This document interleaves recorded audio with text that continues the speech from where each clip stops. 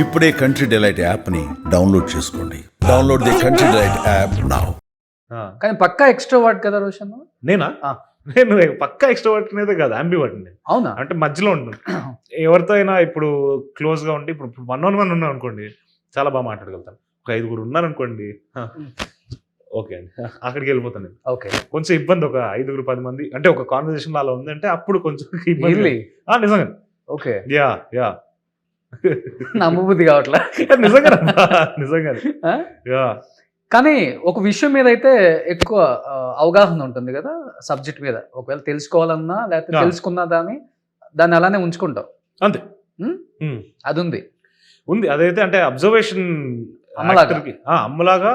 And as an actor I think observation చాలా important. Okay, because what are we doing, reflecting life. Okay. So అలాంటప్పుడు when you're observing different people కానీ, different people వాళ్ళ emotions ని observe చేస్తున్నప్పుడు, అర్థం చేసుకోవడానికి ప్రయత్నిస్తున్నప్పుడు అది చాలా ఇంపార్టెంట్ అని అర్థమైంది నాకు. ఎందుకంటే బీయింగ్ ప్రెజెంట్ అంటే ఈ మూమెంట్లో ఇప్పుడు మీరు మాట్లాడుతున్నప్పుడు కూడా నేను మీరు చెప్పే మాట నేను కంప్లీట్గా వినకపోతే నా ఆన్సర్ కరెక్ట్గా రాదు. అవును.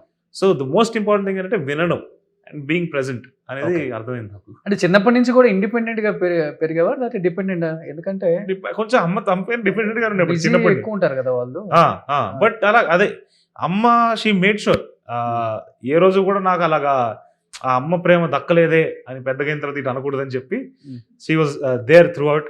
ఏ రోజు కూడా అలాంటి లోపాలు లేకుండా తను చూసుకుంది. అంత బిజీగా అంటే లైక్ పొద్దున్నంతా 7 వరకు స్టార్ మహల్ చేసి వచ్చి సాయంత్రంకి ఒక 8 o'clock రిటర్న్ వచ్చినప్పుడు ఆవిడ నేనే- cooking చేస్తారు. ఆవిడ కుకింగ్ చేసేవాళ్ళు. ఇంకా నేను అప్పుడు చిన్నప్పుడు నాకు బాగా ఇన్సిడెంట్ గుర్తుంది. Hmm. నాకు చిన్నప్పుడు అంటే ఒక 7-8 years పిల్లోడిని. Hmm. సో అప్పుడు నాకు పూరి కావాలి అని చెప్పి నేను కూర్చున్నా. రాత్రి Okay. 7 o'clock పూరి పిండి లేదు నాన్న అంటే, Hmm. పూరి కావాలి అంటే అప్పుడు ఆ రోజు వెళ్ళి పూరి పిండి తీసుకొని వచ్చి పూరి చేసి పెట్టింది నాకు. Hmm. సో అంత కేర్ తీసుకున్నారు అమ్మ. ఓకే. యా. అంటే నీకు బాగా మెచ్యూరిటీ వచ్చిన తర్వాత ఫ్యామిలీ విషయంలో బయట రకరకాలుగా మాట్లాడుకుంటూనే ఉంటాం. అలాంటప్పుడు బయట వినాల్సి వస్తుంది కూడా. కొంతమంది అడుగుతారు కూడా, కొంతమంది మెసేజ్ కూడా చేస్తారు, ఈజ్ ఇట్ రియల్, ఇలా విన్నామని. అలాంటప్పుడు డెఫినెట్ గా బాధేస్తుంది, ఏడుస్తాం కూడా. ఎస్పెషల్లీ ఫ్యామిలీ విషయంలో ఎంత ఎక్స్ట్రోవర్ట్ అయినా, ఎంత పెద్ద స్టార్ అయినా, ఎంత పెద్ద కుబేరుడైనా కానీ అవును. ఈ విషయాల మటుకు ఎవ్వరం కూడా మనుషులు మనం ఎమోషనల్ బాండింగ్ ఉంటుంది కదా ఫ్యామిలీతో.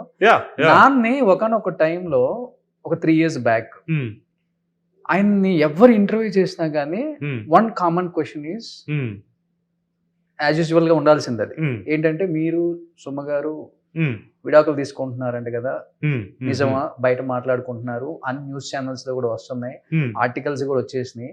ఇవి మనం బహుశా అప్పుల్లో వినేవాళ్ళం ఇలాంటి వీటి గురించి.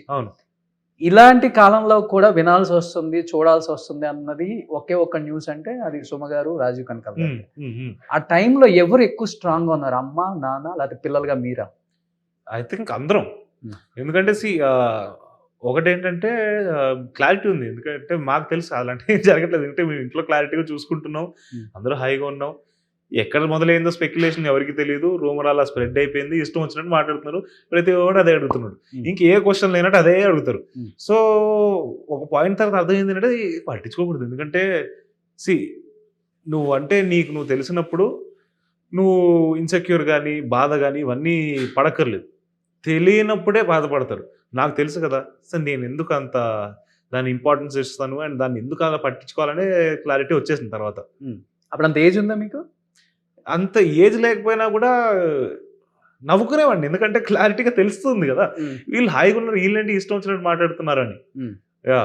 అమ్మ ఎలా తీసుకున్నారు? అమ్మ కొంచెం ఎమోషనల్ అయిన సిచ్యువేషన్స్ ఉన్నాయి. పాయింట్ ఏంటంటే బయట ఇష్టం వచ్చినప్పుడు జనాలు మాట్లాడుతున్నప్పుడు ఇట్ ఈస్ లిటిల్ హర్ట్ఫుల్ ఎవరికైనా. సో నాకైనా స్టార్టింగ్లో కొంచెం ఇబ్బందిగా ఉంటుంది. అదేంటి అసలు ఇలా లేదు కదా, ఎందుకు ఇలా రూమర్స్ ఇష్టం వచ్చినట్టు లైక్ లేనిది ఎలాగ సృష్టిస్తున్నారు అని ఒక చిన్న బాధ ఉండేది. బట్ యా, దాన్ని ఇంక పట్టించుకోవడం ఆపేసాం. అమ్మ కూడా షీ డిడ్ంట్ మధ్యలో మేబీ స్టార్టింగ్లో అలాగ బాధపడిందేమో, ఒక 2-3 సందర్భాలు ఉండుంటాయేమో, కానీ బట్ ఏ రోజు కూడా దాని తర్వాత ఇది ఎఫెక్ట్ చేయలేదు. దాని తర్వాత ఇంకొకటి దానికి యాడ్ చేసేసి దీనివల్ల బాగా ఓవర్గా డ్రింక్ చేసేసి బాగా లావ్ అయిపోయారు రాజీవ్ గారు అని చెప్పేసి కూడా దానికి జోడించి రాసేసారు మళ్ళీ. అందులో ఏంటి నాన్న లవ్ అవటానికి క్యారెక్టర్సా లేకపోతే క్యారెక్టర్స్ అలాంటి క్యారెక్టర్ డిమాండ్ చేసిందా? అంటే నాన్న ఫుడ్ ఇష్టం, ఆ. ఫుడ్ చాలా ఆనందంగా తింటాను. నాకు కూడా అదే ప్రాబ్లం, ఫుడ్ చాలా ఇష్టం. ఓకే, ఇప్పుడు ఒక మనిషి లావ్ అయిపోయాడు అంటే దానికి మందేనా కారణం, ఇంకా చాలా కారణాలు చాలా ఉంటాయి కదా. కారణాలు ఉంటాయి. అలాగా నాన్నకి ఫుడ్ ఇష్టం అండ్ నాన్న ఉండే ఏజ్ కి వర్కౌట్లు ఇవన్నీ నాన్నకి అంత పెద్దగా ఇష్టం ఉండదు. సో అవన్నీ పెద్ద పట్టించుకోలేదు.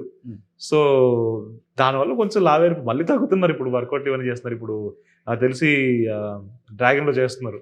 సో దానికి is working out. Prashanth Neel గారు చెప్పారంట దట్ ఇలా స్పెసిఫిక్ గా నాకు కావాలండి క్యారెక్టర్ గురించి అని చెప్పి ఈజ్ వర్కింగ్ అవుట్.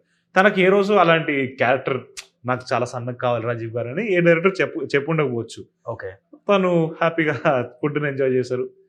ఇలా ఇంకా మరి మిగతా రూమర్స్ గురించి ఏం చేయగలుగుతామండి, ఏం చెప్పమంటారు. Okay, okay. ఎక్కువ అమ్మ దగ్గర నుంచి ఏం నేర్చుకున్నారు మీరు లైఫ్ లో? బయట ఎలా ఉండాలి సొసైటీలో ఎస్పెషల్లీ?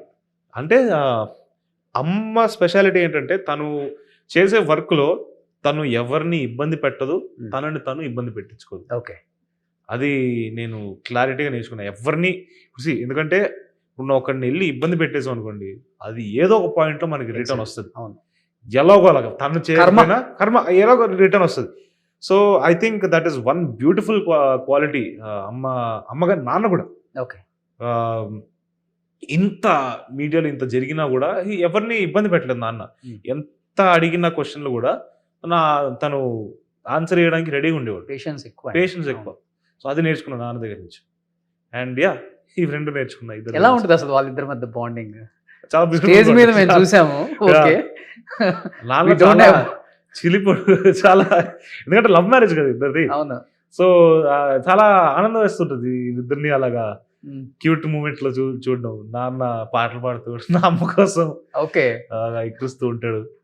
అవన్నీ బయట మీరు చూడకపోవచ్చు, కానీ నేను చూస్తున్నప్పుడు నాకు చాలా ఆనందం ఉంటుంది అది.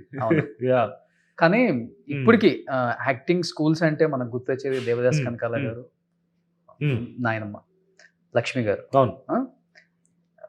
నేను అక్కడ మర్రిచెట్టు దగ్గర ఉన్నప్పుడు నేను వచ్చేవాడిని. అవునా? క్లాసెస్ తీసుకున్నారా మీరు? క్లాసెస్ తీసుకుందామని వచ్చా. ఓకే. వాళ్ళు నాట్ ఓన్లీ యాక్టింగ్ కదా. అవును, అవును. మనం స్క్రీన్ మీద ఎలా ఉండాలి, అవును, ఆ ఫియర్ లేకుండా ఎలా మాట్లాడాలి అనేది వాళ్ళు దాంట్లో నెక్స్ట్ లెవెల్ బాగా ట్రైన్ చేస్తారు. నాకు నచ్చి నేను వచ్చాను ఒక 2 days. మీరు అప్పుడు పైన ఉంటున్నారు, ఇక్కడ మరికొండ ఇంట్లో ఉండేవాళ్ళు, వెనకాల అప్పుడు ఇన్స్టిట్యూట్ ఉంది. వచ్చాను, అసలు అనిపించింది నాకు అసలుకి ఇంత న్యాచురల్ గా ఎక్కడ చూసుండమేమో మనం. అసలు ఏదో మన ఇంట్లో మాట్లాడుకున్నట్టు అసలు అలానే చెప్తున్నారు వాళ్ళు క్లాస్ లో. అసలు దీనికి ఎవరు వస్తారో అనిపిస్తుంది కొత్త వాళ్ళకి. బట్ నీకు అది ఉందా? నేను తీసుకోలేదు నా నాన్నమ్మ దగ్గర తాత దగ్గర యాక్టింగ్ తీసుకోలేదు. బ్యాచ్ కాదు, నేను ప్రైవేట్ క్లాసెస్ తీసుకున్నా. ఆ ప్రివిలేజ్ ఉంది నాకు. తాతతో ప్రైవేట్ 1-on-1 కూర్చున్నా. నాన్నమ్మ శ్లోకాలు నేర్పించేది చిన్నప్పటి నుంచి.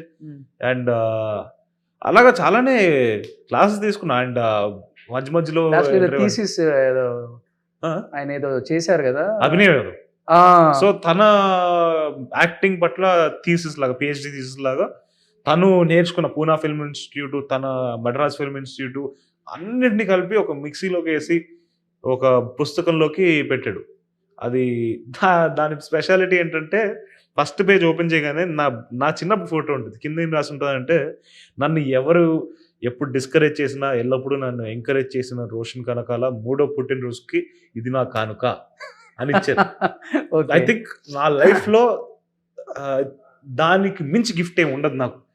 ఎందుకంటే ఆ యాక్టింగ్ తాలూకు తన నాలెడ్జ్ అంతా ఒక పుస్తకంలో పెట్టి అది నాకు అంకితం అని రాశారు కదా. నేను ఏం ఎంకరేజ్ చేశాను నాకు తెలియదు, చిన్నప్పుడు 3 ఏళ్ల కుర్రాడిని. But that is something I'm blessed with. Okay.